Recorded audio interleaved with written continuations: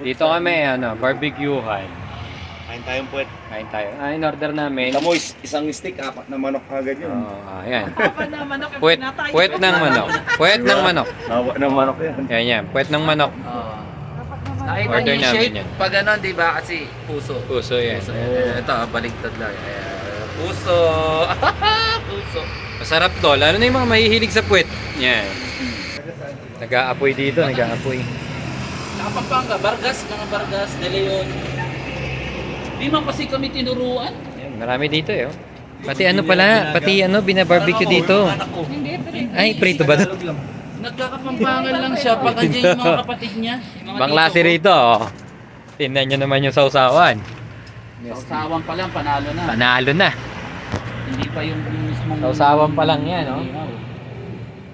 Ito na, moment of truth. Kung masarap yung puwet ng manok. Sausaw na natin sa sauce. Parang halong suka at saka hot sauce. O, ketchup.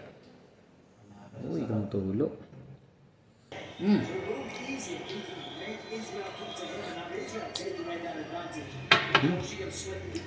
Sarap. Okay.